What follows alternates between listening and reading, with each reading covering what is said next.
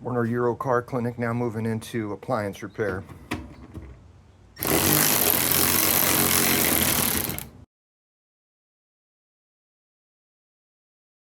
Use a socket or wrench to remove the bolt that secures the impeller to the drive motor shaft.